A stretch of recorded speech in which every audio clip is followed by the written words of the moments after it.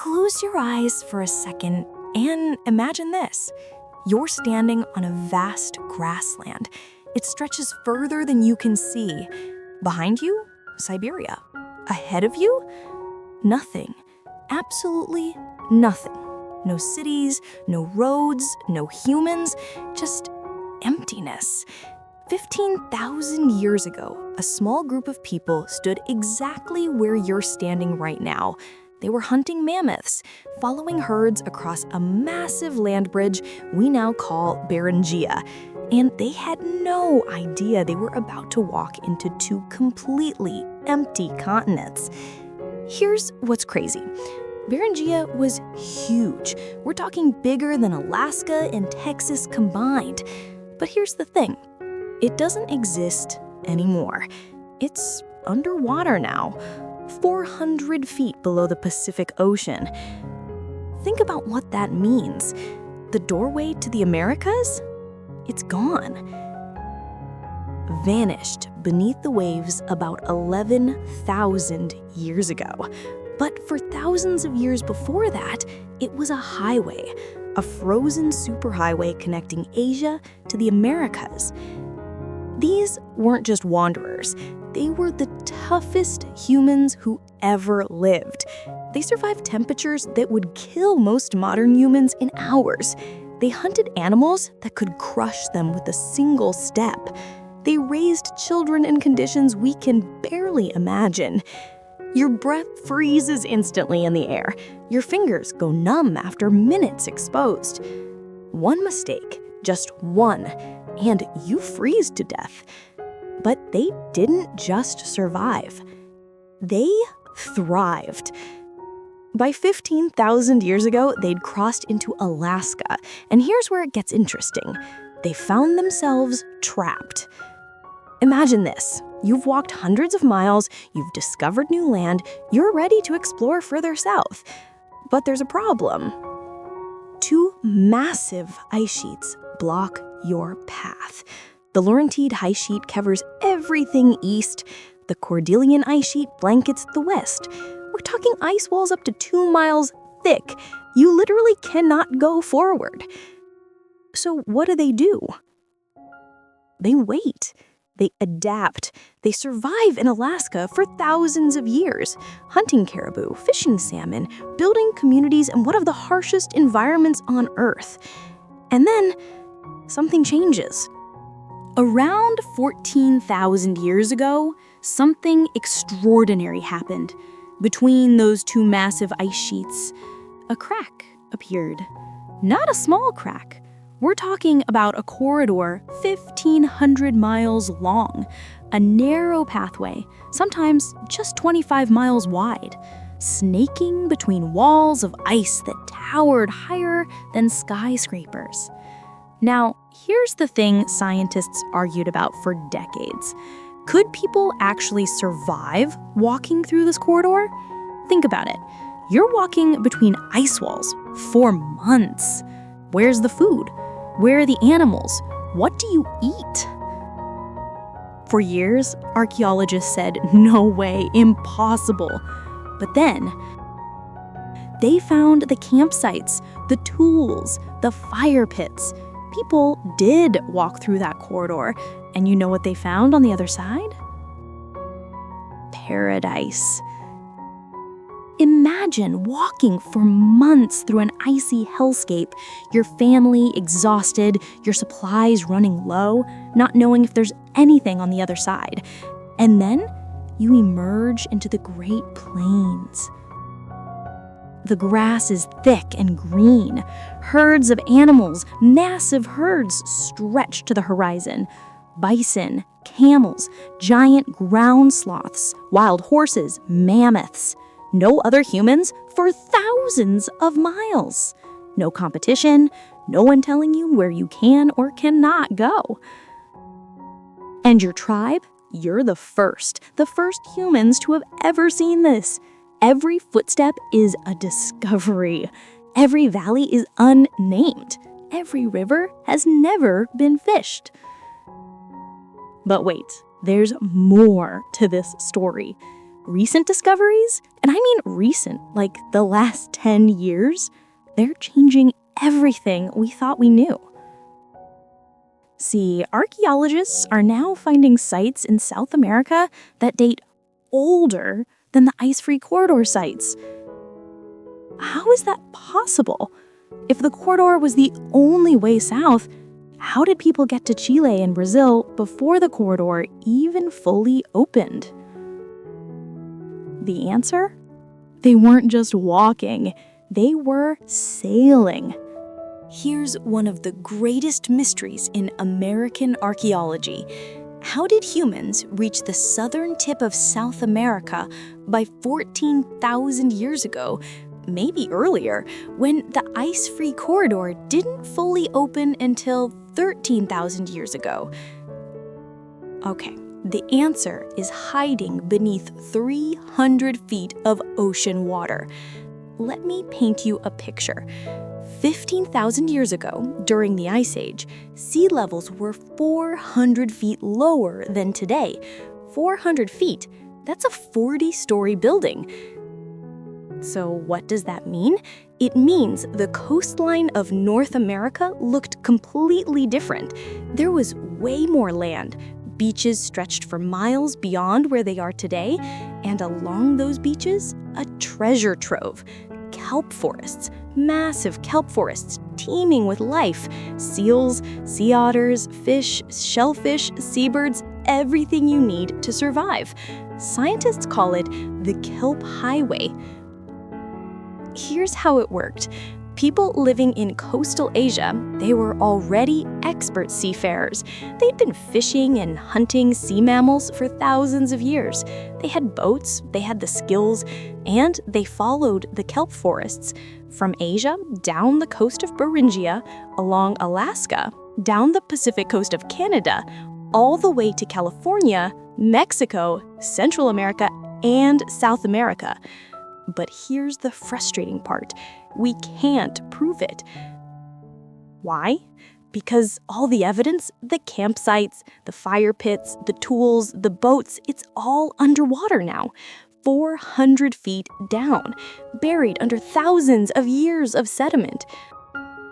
But get this, archaeologists are finding hints. Caves along the coast that were coastal 14,000 years ago, but are now inland. They're finding tools, maritime tools, fish hooks, harpoons.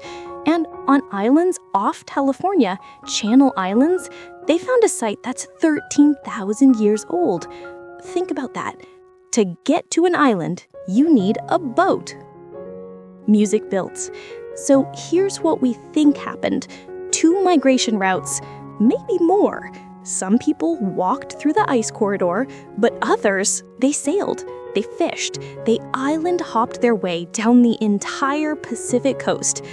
And in less than 2,000 years, that's less time than from the fall of Rome to today, they'd reached Patagonia, the southern tip of South America, over 10,000 miles from where they started. How incredible is that? 13,000 years ago, something unprecedented happened in human history. A single culture, one people with the same technology, the same tools, the same way of life, spread across an entire continent in just a few hundred years. We call them the Clovis people, and they were unlike anything that came before. Now, you're probably thinking, Clovis? Never heard of it. That's because it's named after a town in New Mexico where archaeologists first found their distinctive spear points in 1929. But here's what's mind-blowing. These exact same spear points, I mean exact, down to the tiniest details of how they were made, they've been found from Alaska to Florida, from California to Pennsylvania, even in Central America. Thousands of miles apart, all made the same way. How? Picture this. You're a Clovis hunter. In your hand is a spear, but this isn't just any spear. The point is made from stone, but not just any stone. You've carefully selected high-quality flint or chert or obsidian. You've spent hours knapping it, carefully removing flakes to create razor-sharp edges. And here's the distinctive feature: a channel called a flute running up both sides of the base. Now here's the thing. Nobody knows exactly why they made this flute. Some scientists think it helped attach the point to the wooden shaft, others think it reduced weight. But whatever the reason, it became their signature, their trademark. And these things were sharp. We're talking sharper than a modern surgical scalpel, sharp enough to pierce thick mammoth hide. Because that's what Clovis people did. They hunted megafauna, mammoths, mastodons, giant ground sloths the size of elephants, ancient bison twice as big as modern buffalo, saber-toothed cats, dire wolves. America 13,000 years ago, it was like the Serengeti on steroids. And the Clovis people were apex predators. You're standing downwind from a mammoth herd. Your heart is pounding. This one animal, 7 tons of meat, could feed your entire band for months. But one wrong move and it crushes you. You coordinate with your hunting party using hand signals. You've practiced this since childhood. Everyone knows their role. You move in. Quiet. Deadly. The mammoth doesn't see you until it's too late. That's survival. That's what being Clovis meant. But here's where the story gets controversial. Within 2,000 years of the Clovis culture spreading across the Americas, 35 species of megafauna went extinct. Gone. Vanished forever. Mammoths? Extinct. Mastodons? Extinct. Giant ground sloths? Extinct. American camels? Extinct. American horses? Extinct. Now, scientists debate this fiercely. Was it humans? Was it climate change? Was it both? Here's what we know. For millions of years, these animals survived ice ages, warm periods, climate swings. But within 2,000 years of human arrival, they're gone. Coincidence? Maybe. But archaeologists have found kill sites, places where Clovis hunters slaughtered mammoths and butchered them on the spot. The Clovis people were so successful, so efficient at hunting, they may have been too successful. 10,000 years ago, everything changed. The Ice Age ended, the massive glaciers retreated, and all those giant animals, the mammoths, the mastodons, the giant ground sloths, they were gone. So what do you do when your primary food source disappears? You adapt, or you die. Welcome to the Archaic period, 8,000 years BCE to roughly 1,000 BCE. And this is when Native Americans became true masters of their environment. See, hunting megafauna was honestly kind of easy in comparison. You kill one mammoth, you eat for months. But now you need to know everything. Which plants are edible in spring versus fall? Which roots store through winter?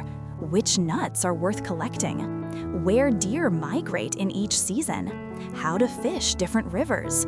Where to find turtle eggs? Which birds nest when?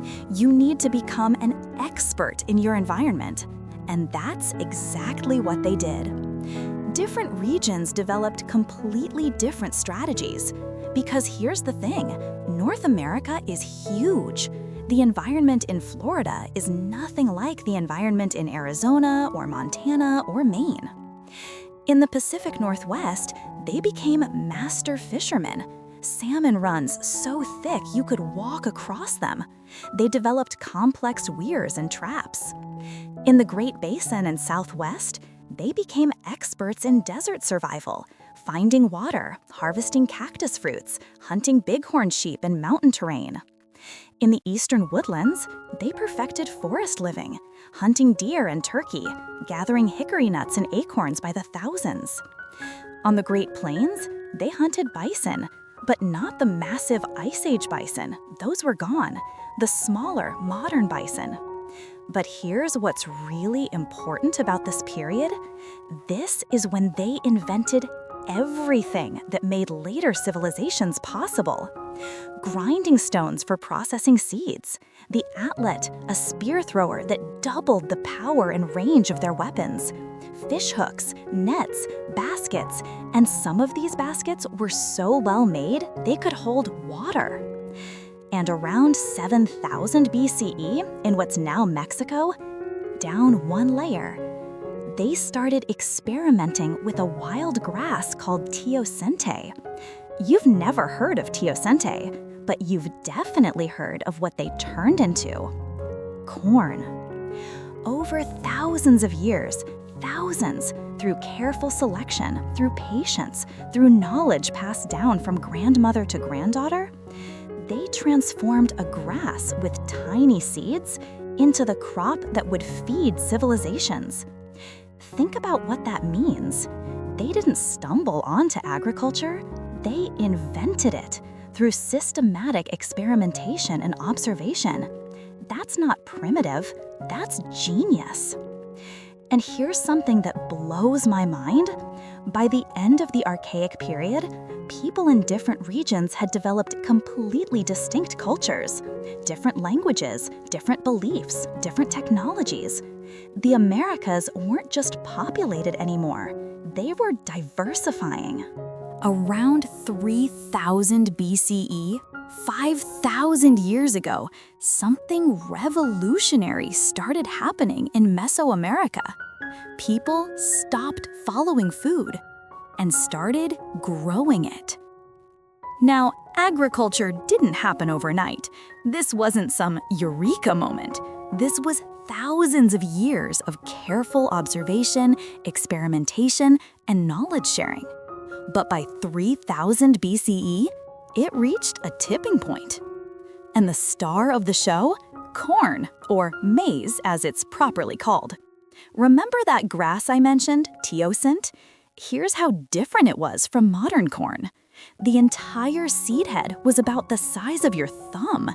It had maybe 8 or 9 kernels, tiny, hard, not particularly nutritious. But over 3,000 years of selective breeding, Native Americans transformed it into corn as we know it. Huge cobs, hundreds of kernels, soft, starchy, nutritious enough to support entire civilizations. This might be the greatest feat of genetic engineering in human history. And they did it without microscopes, without labs, without written records. Just observation, patience, and knowledge passed down through generations. But here's where it gets really sophisticated. They didn't just grow corn. They developed what we now call the Three Sisters agricultural system: corn, beans, squash. And here's the genius of it. These 3 plants work together. Picture this. You plant corn first. The stalks grow tall, 6, 7, 8 feet high. Then you plant beans at the base of the corn. The beans use the corn stalks as poles to climb up.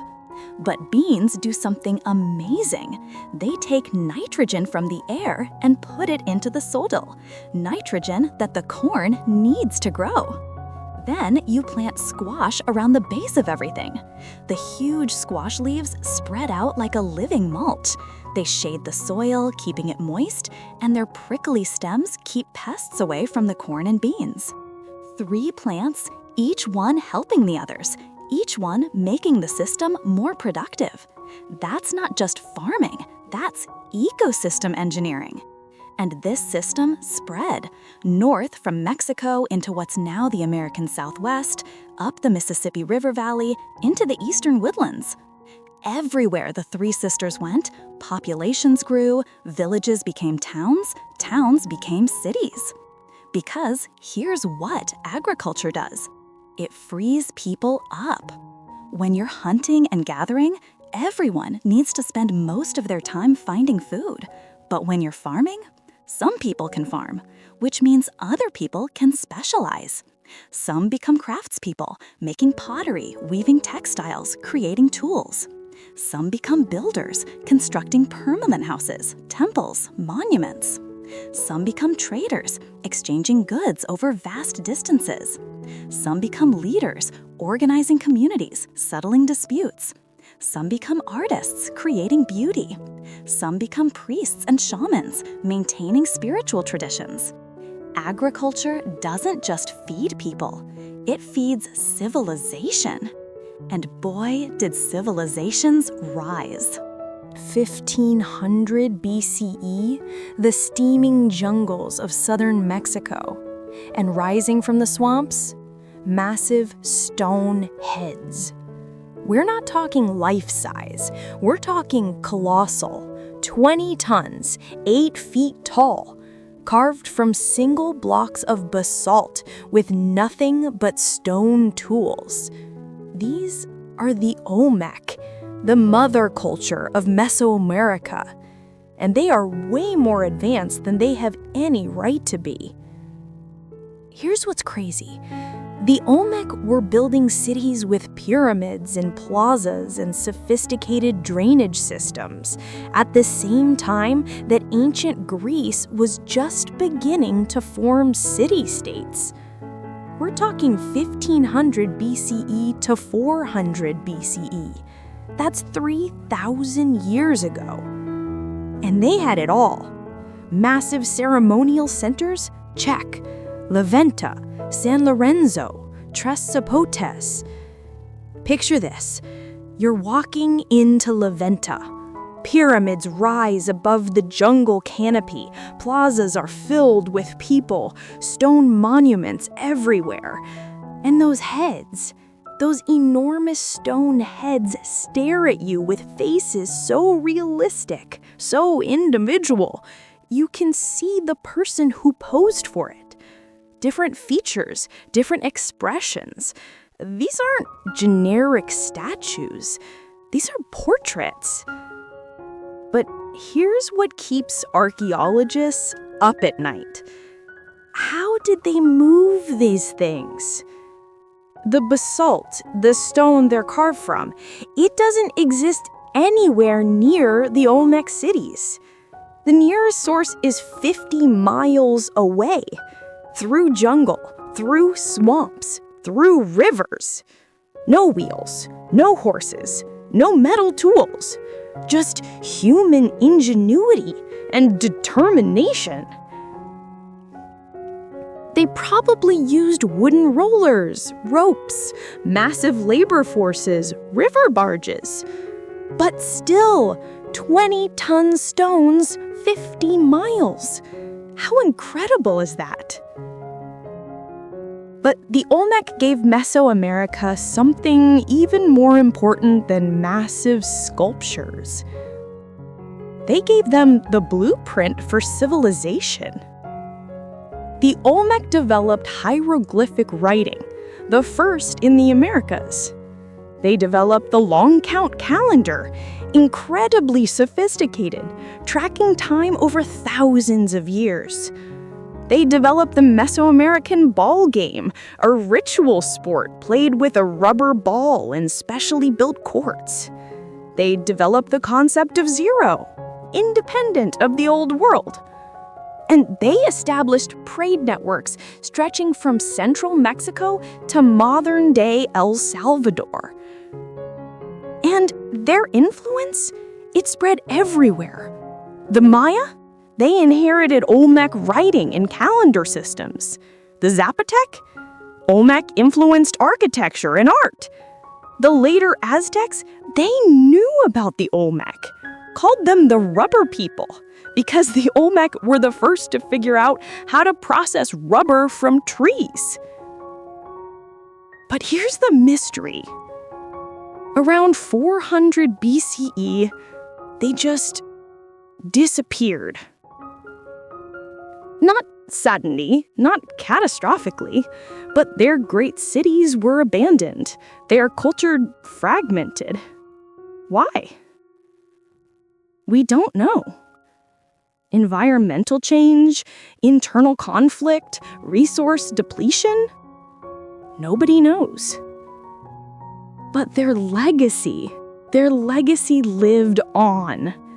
Every major civilization that came after them in Mesoamerica, every single one, they built on Olmec foundations. The Olmec were the beginning, the template, the mother culture. Deep in the rainforests of Guatemala, beneath centuries of jungle growth, lies a secret. A civilization so advanced, they predicted solar eclipses hundreds of years in advance. With no telescopes, no computers, just mathematics, observation, and genius. Welcome to the Maya. Now, when most people think Maya, they picture ancient ruins and sacrifices and calendars predicting the end of the world in 2012. Spoiler alert, they never predicted the world ending in 2012. That was a misunderstanding. What the Maya actually created was breathtaking. We're talking about a civilization that flourished from 2000 BCE to 1500 CE. That's 3,500 years. For comparison, that's longer than Western civilization from ancient Greece until now. Let that sink in. And at their peak, the Classic period, 250 CE to 900 CE, the Maya weren't one empire. They were dozens of city-states, each with its own rulers, its own identity, but sharing language, religion, culture. Cities like Tikal, Palenque, Copan, Calakmul, Caracol. You're standing in Tikal's main plaza. Pyramids rise 200 feet above you, taller than a 20-story building, built by hand, stone by stone. The plaza is packed, thousands of people, merchants selling cacao and jade and obsidian, musicians playing, dancers performing, priests climbing the pyramid steps for ceremonies. And above it all, the screech of howler monkeys in the jungle canopy. But what really sets the Maya apart isn't their pyramids, it's their minds. The Maya developed the most sophisticated writing system in pre-Columbian Americas, full hieroglyphic script, capable of expressing anything that could be spoken. They wrote on paper, bark paper that they made themselves. They created thousands of books bound in jaguar skin. Guess how many survived the Spanish conquest? 4. 4 books out of thousands. But those 4, they revealed incredible knowledge. The Maya were obsessed with time, absolutely obsessed. They had multiple calendars running simultaneously. The Tzolk'in, a 260-day sacred calendar. The Hab, a 365-day solar calendar. The Long Count, tracking days from their mythological creation date. And here's what's mind-blowing. When these calendars synced up, which happened every 52 years, it was a massive celebration. They'd extinguish all fires, destroy pottery, create new fire in a sacred ceremony. New cycle, new beginning. But their greatest achievement? Astronomy. Maya astronomers could predict solar eclipses, lunar eclipses, the movements of Venus with incredible precision, the positions of Mars, Mercury, and Jupiter, all without telescopes. Picture this. You're a Maya astronomer. You spend night after night on top of a pyramid, tracking the stars, recording everything in your codex. You notice patterns. Venus appears as the morning star for 263 days, then disappears for 50 days, then appears as the evening star for 263 days. You track this for years, decades, and eventually you can predict exactly where Venus will appear, centuries in advance. That's not religion, that's science. But the Maya had a dark side too. Human sacrifice was real. Blood offerings to the gods, mostly of captive warriors from rival cities, but also auto-sacrifice. Maya nobles would pierce their own tongues and let the blood flow as offerings. Brutal? Absolutely. But in their worldview, blood was sacred. It fed the gods, maintained cosmic balance, kept the sun rising. The Maya also loved ball games. Remember the Olmec ball game? The Maya perfected it. Massive stone courts, 2 teams, a solid rubber ball weighing up to 8 pounds. You could only hit it with your hips, elbows, and knees. And sometimes, the losing team captain was sacrificed. Talk about high stakes. But here's one of the greatest mysteries in archaeology. Around 900 CE, the classic Maya civilization collapsed. Not all at once, not everywhere, but the great cities of the southern lowlands, Tikal, Palenque, Copan, they were abandoned. Massive population decline, political fragmentation, cities reclaimed by jungle. What happened? Decades of research point to a perfect storm. Severe drought, we're talking decades of failed rains. Overpopulation straining resources. Deforestation causing environmental degradation, increased warfare between city-states, loss of faith in rulers who couldn't bring the rains. Everything collapsed at once. But here's what's important to understand. The Maya didn't disappear. There are over 7 million Maya people alive today in Guatemala, Mexico, Belize, Honduras, speaking Maya languages, maintaining traditions, living cultures. The cities fell, but the people survived. Let me ask you a question. What was the largest city in North America in the year 1250 CE? Not Mexico, that's Mesoamerica. I'm talking about what's now the United States and Canada. You're probably thinking, there weren't any big cities in North America back then, right? Just small villages? Wrong. The answer is Cahokia, located in Illinois, across the river from modern-day St. Louis, and at its peak, it had 40,000 residents. 40,000. That's bigger than London at the time, bigger than Paris. And I'm willing to bet most Americans have never even heard of it. Welcome to the Mississippian culture, the most sophisticated civilization north of Mexico, and one of the most overlooked stories in American history. Here's what blows my mind. Cahokia existed, thrived, right in the middle of what's now America, and most history books barely mention it. So let me tell you what Cahokia actually was. You're walking into the city around 1100 CE. The first thing you see, Monk's Mound, a massive earthen pyramid, 100 feet tall, covering 14 acres at its base.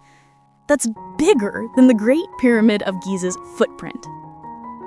And they built it by hand, basket by basket. 50 million cubic feet of earth moved by human labor. No wheels, no pack animals, just thousands of people working together. At the top, the chief's residence, looking out over the entire city, over plazas filled with people, over hundreds of smaller mounds, over wooden palisade walls protecting the city's center. And you know what else you'd see? A massive wooden circle. Archaeologists call it Woodhenge.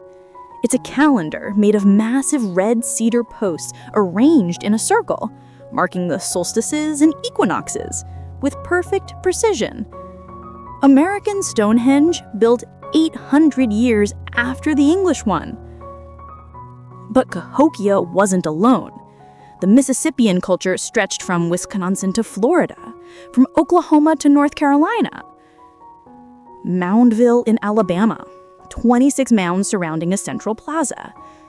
Etowah in Georgia, 6 mounds, including one 75 feet high. Spiro in Oklahoma, 12 mounds, filled with incredible artifacts. And they were all connected, trade networks spanning thousands of miles. copper from the Great Lakes, mica from the Appalachians, shells from the Gulf Coast, obsidian from the Rockies. If you were an elite in Cahokia, you wore a copper headdress, a shell necklace, a ceremonial knife made from obsidian that traveled 1,000 miles to reach you. Now, here's where it gets really interesting. The Mississippians had something most North American cultures didn't: social hierarchy. Serious social hierarchy. Chiefs with absolute power, nobility, priests, warriors, craftspeople, farmers, and at the bottom, probably slaves or servants. This wasn't egalitarian. This was full-blown stratified civilization. And we know this because of what they buried. Elite burials at Cahokia, they found one man buried on a platform of 20,000 shell beads. Around him, the bodies of 53 young women and 4 men with their heads and hands removed. Human sacrifice, on a scale North America had never seen before. It's uncomfortable to talk about, but it's the truth. Power in Cahokia wasn't just symbolic, it was absolute. But around 1350 CE, Cahokia was abandoned. The population scattered. The great mounds fell silent. The plazas grew over with grass. What happened? Climate change played a role. A cooling period called the Little Ice Age began. Growing seasons shortened. Crops failed. Environmental degradation. The massive population had deforested the area, depleted the game, exhausted the soil. Political instability, competition from rival centers, maybe internal revolt against the elite. Disease, possibly. We don't know for sure. But by the time Europeans arrived 200 years later, Cahokia was already a ghost city. Mounds covered with trees, no one living there. The Native Americans Europeans encountered in Illinois, they didn't know who built those mounds. The knowledge was lost. So for centuries, white settlers couldn't believe Native Americans built them. They invented wild theories. Vikings built them, Welsh sailors, a lost tribe of Israel, ancient Romans. Anything but accepting that indigenous Americans created sophisticated urban civilizations. But they did. And Cahokia proves it.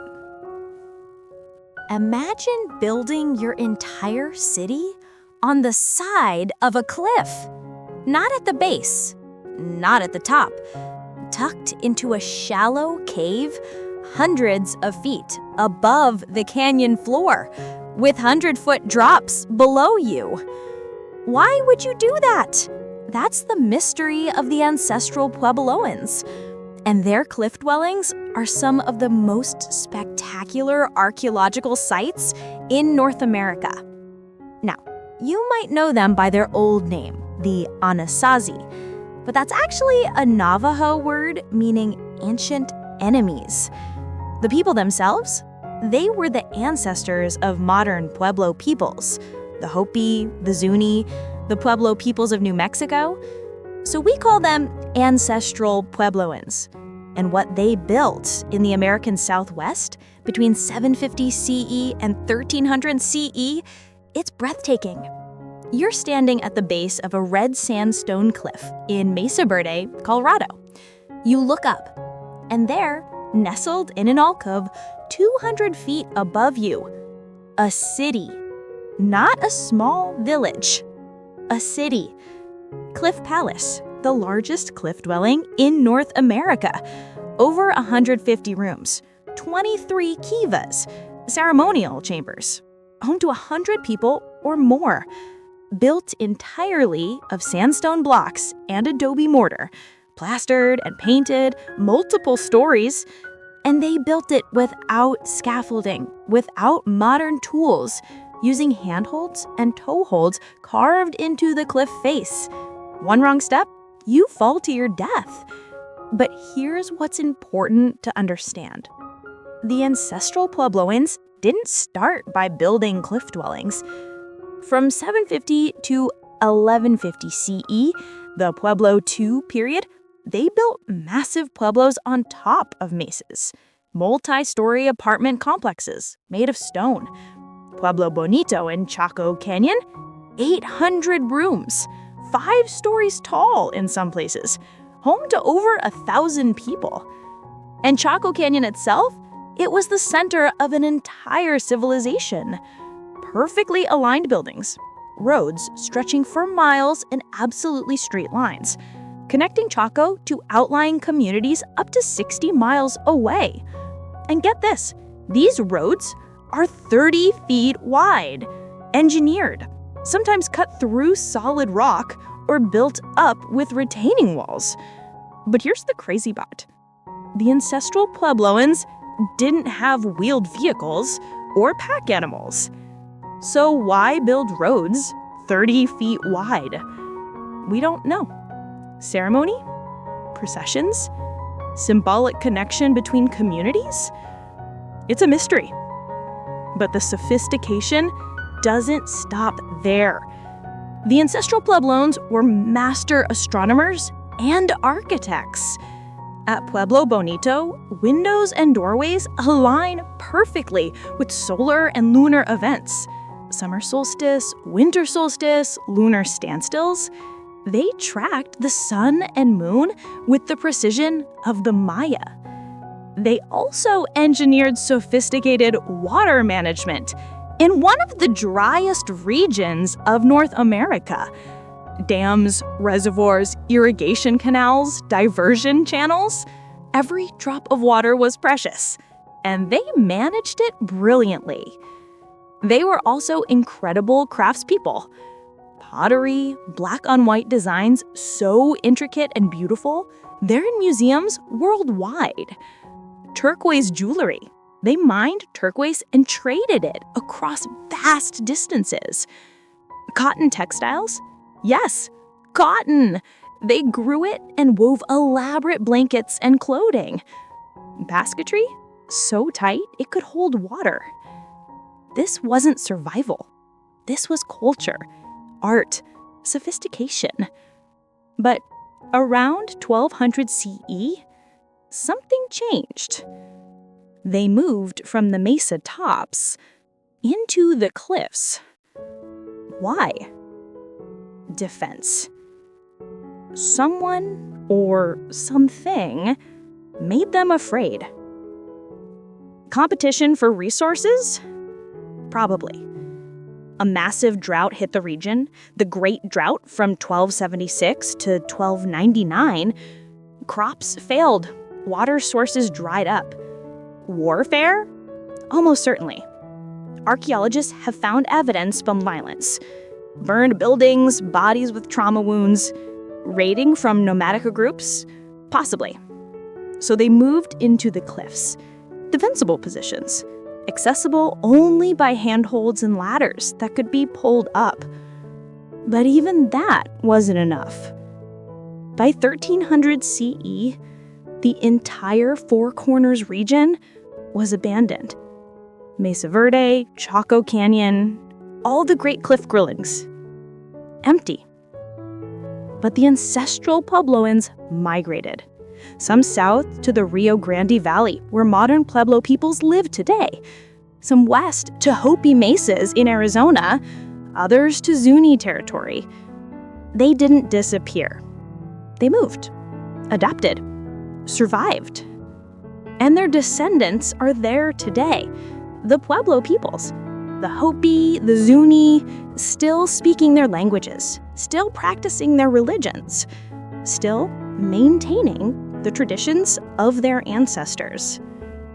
The cliff dwellings stand empty now, but they're not forgotten. They're a testament to human ingenuity, to adaptation, to survival against incredible odds.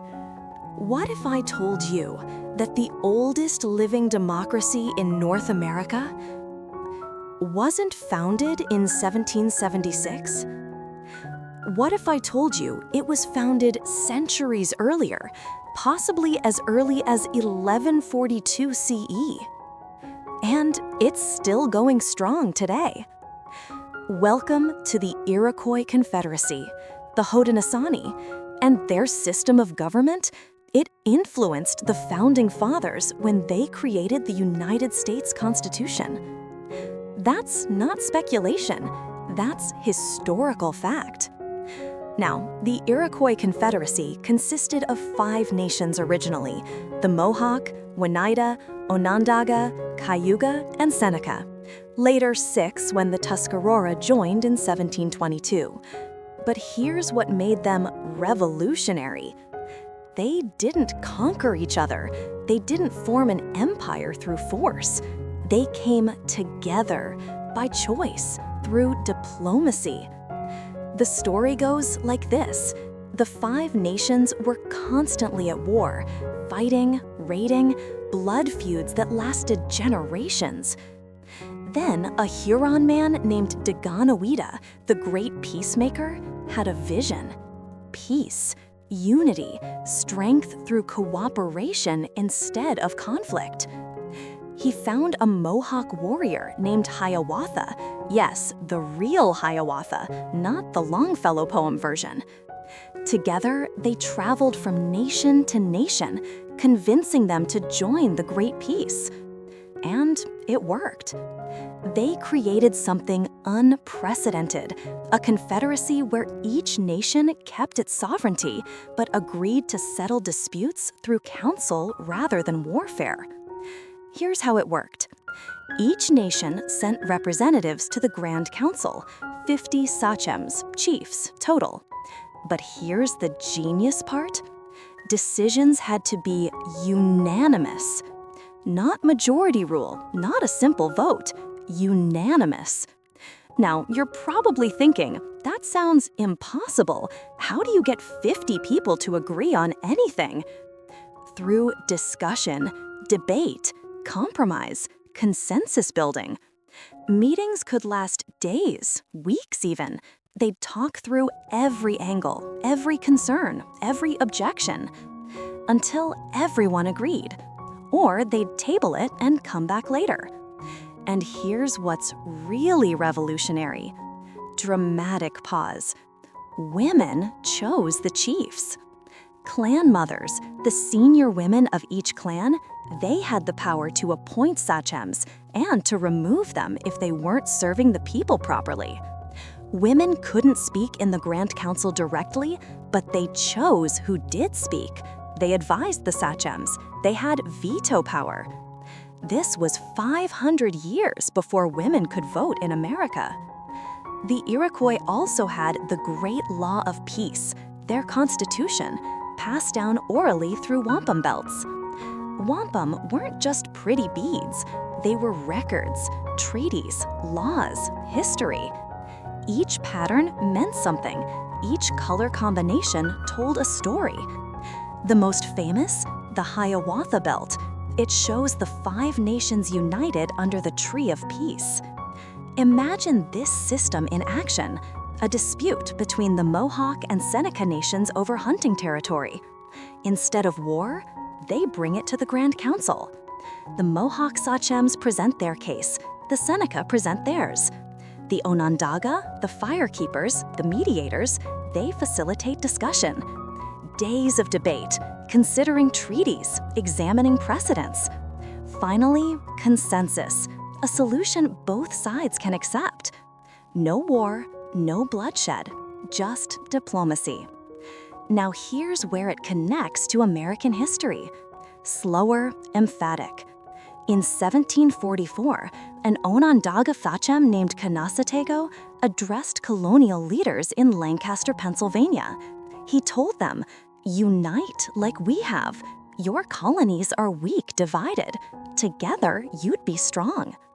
Benjamin Franklin was there. He wrote about it, published it. Years later, when the Founding Fathers were designing the American government, they borrowed ideas. The concept of a federation, states keeping sovereignty while united for common defense, checks and balances. Now, did the Iroquois Confederacy directly create the U.S. Constitution? No, the founders drew from many sources: British law, Enlightenment philosophy, Roman Republic. But Iroquois influence? It was there, documented, real.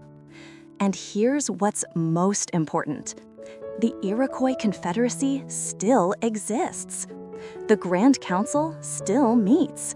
The Haudenosaunee are still sovereign nations, with their own passports, their own government systems, their own laws. And they've survived colonization, war, removal attempts, cultural suppression, and they're still here. That's over 800 years of continuous democracy. Think about that. Here's something that'll change how you think about pre-Columbian America. It wasn't isolated. It wasn't a bunch of scattered tribes with no contact. It was connected, massively connected. Trade routes stretched from Alaska to Argentina, from the Pacific to the Atlantic, thousands of miles, linking hundreds of different cultures. Think about it like this. If you were a Maya merchant in Guatemala around 800 CE, you could buy turquoise from New Mexico, copper from Lake Superior, obsidian from Mexico, cacao from the Amazon, shells from California. Items traveling thousands of miles, passing through dozens of hands, crossing linguistic and cultural boundaries. This was globalization, pre-Columbian style. You're a trader from Cahokia. Your canoe is loaded with Mississippi River pearls, copper tools, and pottery. You paddle south, stop at villages along the way, trade, exchange information, learn about conditions downstream. Weeks later, you reach the Gulf Coast. You trade your northern goods for shells, salt, and dried fish. Those shells? They'll end up in a chief's burial in Wisconsin.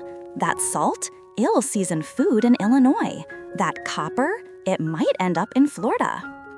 But the most sophisticated trade network, the one that blows archaeologists' minds? Chaco Canyon. Remember those roads I mentioned? They weren't just local. They connected Chaco to a network spanning 60,000 square miles. Macaw feathers from tropical Mexico, 1,200 miles away, found in Chaco burials. Cacao, chocolate from Mesoamerica, found in Chaco pottery residue. Turquoise from Chaco mines, found in Aztec sites. This wasn't occasional contact. This was regular, organized trade. And here's what's amazing. They did this without money. No coins, no currency. So how'd it work? Barter, gift exchange, reciprocal obligations. You give a gift to a trading partner, but it's not just a gift. It's creating an obligation. Next time, they give you something of equal or greater value. Relationships, trust, reputation. Your word was your wealth. Some items became semi-standardized trade goods. Obsidian blades, sharp, valuable, portable. Shell beads, wampum in the Northeast. Dentalum in the Northwest. Spondylus in Mesoamerica. Copper tools and ornaments. Cacao beans, which were actually used as currency in Mesoamerica. Turquoise. Feathers, especially macaw and quetzal feathers, worth more than gold. And the knowledge that traveled these routes? Slower, thoughtful. Ideas, technologies, religious concepts, stories, songs, agricultural techniques. Corn spread from Mesoamerica to the Southwest, then to the eastern woodlands, eventually all the way to Canada. Pottery techniques diffused across vast distances. Architectural styles, you can see Mesoamerican influence in Mississippian platform mounds. The ball game, from Olmec to Maya to various North American cultures. Even metallurgy, copperworking spread from the Great Lakes throughout eastern North America. So when Europeans arrived and saw isolated tribes, They were wrong. These cultures were in constant communication, constant exchange, constantly influencing each other. The Americas weren't empty, weren't primitive, weren't isolated. They were connected, sophisticated, global in their own way. Pop quiz. What do rubber, chocolate, vanilla, democracy, birth control, freeze-dried food, snow goggles, syringes, and suspension bridges all have in common? They were all invented by Indigenous Americans. Let that sink in. We're taught that innovation came from Europe, from the Old World, but Indigenous Americans, they invented things Europeans had never dreamed of. Let's start with food, because Indigenous Americans, they basically invented modern cuisine. Corn, potatoes, tomatoes, cacao, vanilla, chili peppers, squash, beans, peanuts, cashews, avocados, pineapples, papayas, blueberries, cranberries, pecans, quinoa. 60% of the crops grown worldwide today are Indigenous American crops. 60%. Without Indigenous American agriculture, there'd be no pizza, no French fries, no chocolate, no ketchup, no Thanksgiving. But it's not just what they grew, it's how they grew it. The Three Sisters system, which we talked about earlier, was just the beginning. In South America, they developed raised fields and wetlands, artificial islands that improved drainage and extended growing seasons, terrace farming in the Andes, transforming steep mountains into productive farmland, chinampas, floating gardens in shallow lakes. The Aztecs used these to feed hundreds of thousands in Tenochtitlan. Agricultural engineering that sustained civilizations. Then there's rubber. The Olmec figured out how to process latex from rubber trees, mix it with morning glory sap, create a material that bounced, that was waterproof, that was flexible. They made rubber balls for their ball game over 3,000 years ago. Europeans didn't figure out how to vulcanize rubber until the 1800s. Medicine? Indigenous Americans were advanced. Aspirin, derived from willow bark, used by multiple indigenous groups for pain and fever. Quinine, from Andine cinchona bark, treated malaria, saved millions of lives. Syringes, the Inca used bird bones as precision medical syringes. Birth control, various plants used to regulate fertility with surprising effectiveness. Dental work, the Maya did dental inlays and implants with jade and turquoise. The Maya were doing cosmetic dentistry in 600 CE. And get this, Andean cultures performed brain surgery, trepanation, drilling holes in skulls to relieve pressure, treat fractures, maybe even treat mental illness. And the survival rate? Higher than battlefield trepanation in the American Civil War, 2,000 years later. Snow gobbles? Arctic peoples invented these to prevent snow blindness, carved from bone or wood with narrow slits. Kayaks, perfectly designed watercraft, still used today. Parkas, insulated Arctic clothing that inspired modern winter gear. Snowshoes, essential for winter travel in northern forests. Hammocks, invented in the Caribbean, spread worldwide. Canoes, lightweight, portable, efficient. Birch bark canoes were engineering marvels. Suspension bridges? Inca rope bridges spanning river gorges, some still in use today. But here's what gets me. For centuries, these innovations were dismissed, ignored, or worse, stolen and credited to Europeans. History books talked about European innovation, European genius, European advancement, as if indigenous peoples were just primitive, backward, simple. But the truth? Indigenous Americans were among the most innovative peoples in human history. They domesticated more crop species than any other region. They developed sophisticated mathematics and astronomy independent of the Old World. They created political systems that influenced modern democracy. They developed medical treatments still used today. Innovation didn't come to the Americas. It came from the Americas. The Amazon rainforest, the last untouched wilderness, pristine, virgin, untamed. Except, that's completely wrong. The Amazon isn't pristine. It's a garden, carefully cultivated and managed by humans for thousands of years. This changes everything we thought we knew. For decades, centuries, scientists believed the Amazon was too harsh for large civilizations, too wet, too nutrient-poor, too difficult. Sure, small tribes lived there, but major civilizations? No way. Then they started looking closer, and what they found blew their minds. Using satellite imagery, ground-penetrating radar, and LiDAR, laser mapping technology that can see through jungle canopy, archaeologists discovered something impossible. Cities, hundreds of them. Massive earthworks, geometric shapes, plazas, roads, causeways, agricultural systems, hidden under centuries of jungle growth. We're talking about sites supporting populations of thousands, maybe hundreds of thousands across the region. Picture this, around 1000 CE, the Amazon basin isn't a wilderness, it's managed land. Orchards of Brazil nut trees planted in strategic locations. Groves of acai palms cultivated for their fruit. Fruit trees, cacao, guava, palm, growing in organized patterns. These weren't random, they were planted intentionally generations ago. And here's the really incredible part, they engineered the soil. Let me explain. Amazon soil is notoriously poor. All the nutrients are in the living plants and trees, not the ground. So how do you farm? You create better soil. It's called terra preta, black earth. Indigenous Amazonians made it by mixing charcoal from fires, bone fragments, pottery shards, food waste, compost.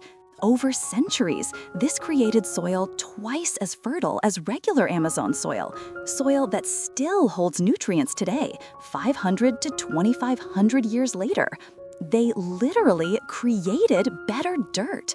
That's not primitive, that's bioengineering.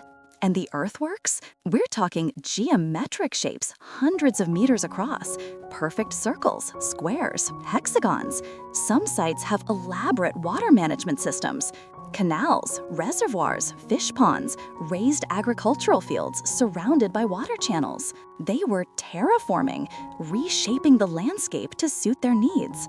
Now here's the tragic part. Slower, more somber. By the time European colonizers penetrated the Amazon in the 1500s and 1600s, most of this was already gone. European diseases, smallpox, measles, influenza, they reached the Amazon before Europeans did, spread by trade networks. Population collapse.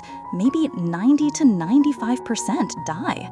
The cities were abandoned, the agriculture stopped, the jungle reclaimed everything. So when Europeans arrived, they saw pristine wilderness and primitive tribes.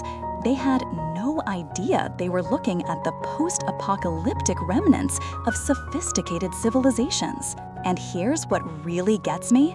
For 500 years, scientists believed the Amazon couldn't support civilization.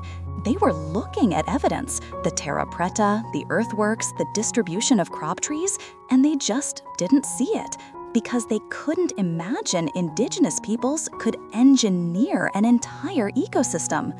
But they did. The Amazon isn't a wilderness humans lived in. It's a garden humans created. October 12th, 1492. Everything was about to change. But before we talk about what happened, we need to understand what was lost. Because this isn't just a story about European arrival. It's a story about the end of a world. So let me take you back to the Americas in 1491, the year before Columbus. The Americas aren't empty. They're not wilderness. They're home to somewhere between 50 and 100 million people. Let that number sink in. At the time, Europe had about 70 million people. The Americas were more populated than Europe. You're standing in Tenochtitlan, the Aztec capital. It's 1491. The city spreads across an island in Lake Texcoco. Population between 200,000 and 400,000. That makes it larger than any European city except Paris and Constantinople. The streets are clean, spotless. Thousands of workers sweep them daily.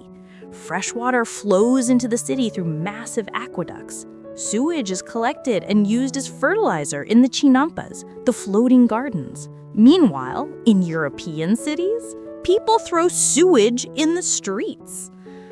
The great marketplace in Tenochtitlan, it's bigger than any market in Europe. 60,000 people come daily to buy and sell. Cacao from the south, turquoise from the north, jade, gold, silver, feathers, textiles, pottery, food, animals, everything.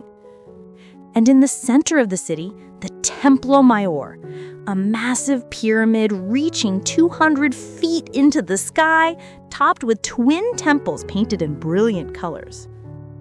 This is the heart of an empire that controls millions of people from coast to coast across central Mexico. But the Aztecs are just one civilization among hundreds. To the south, the Maya, still thriving in dozens of city-states. Their classic collapse was centuries ago, but they rebuilt, adapted, survived. To the north, the Mississippian peoples. Though Cahokia itself is declining, other centers like Moundville are still active. In the southwest, the Pueblo peoples are living in their cliff dwellings and stone villages. On the Great Plains, nomadic bison hunters following the herds. In the Pacific Northwest, sophisticated coastal cultures living in massive longhouses, carving towering totem poles, hosting elaborate potlatch ceremonies. In the eastern woodlands, the Iroquois Confederacy maintaining peace between nations. In the Amazon, large populations managing their garden jungle. In the Andes, the Inca Empire at its absolute peak. Wait, I haven't even talked about the Inca yet. The Inca Empire in 1491, it's the largest empire in the world. Larger than any European nation, larger than any empire in the Americas before it. Stretching 2,500 miles from modern Colombia to Chile, ruling over 10 million people, connected by 25,000 miles of roads, better maintained than Roman roads. Cusco, the capital, built with stones so precisely fitted, you can't slide a knife blade between them. No mortar, just perfect engineering. And here's the mind-blowing part. They did it without wheels, iron tools, draft animals, written language. They used quipu, knotted strings for record keeping. They shouldn't have been able to build an empire like this, but they did. So that's the world in 1491. Sophisticated, populated, diverse, advanced. October 12, 1492. 3 ships land in the Bahamas.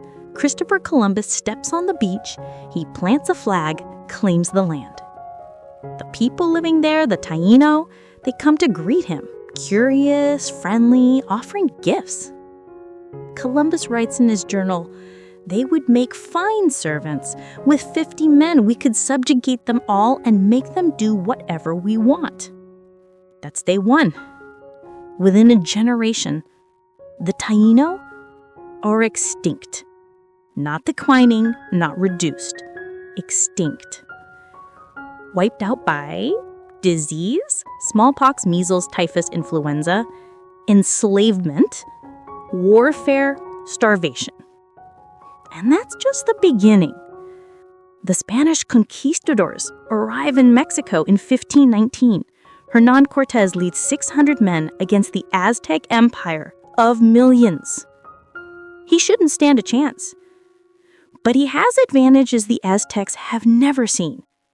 Guns, steel swords and armor, horses extinct in the Americas for 10,000 years, and, most devastating of all, smallpox. The disease arrives in Mexico in 1520, maybe brought by a single enslaved African on a Spanish ship. Within months, it spreads like wildfire. Imagine you're living in Tenochtitlan. Your city is magnificent. Your empire is powerful. Then people start getting sick.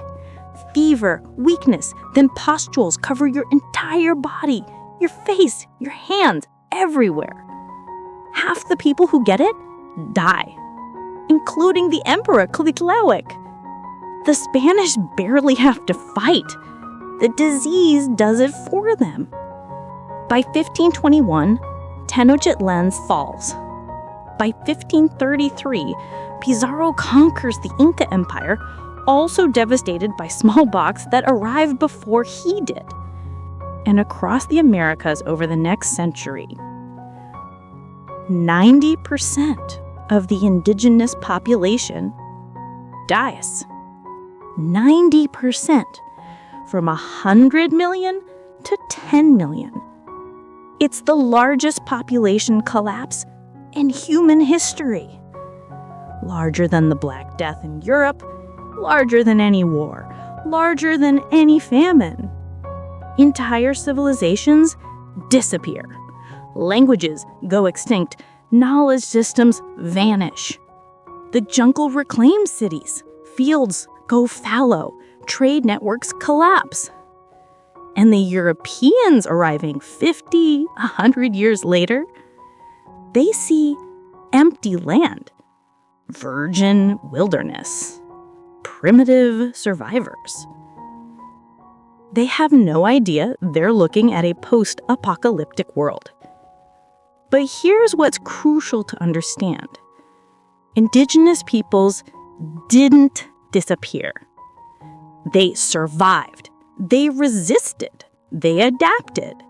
They fought wars against colonizers for centuries. They preserved their languages in secret.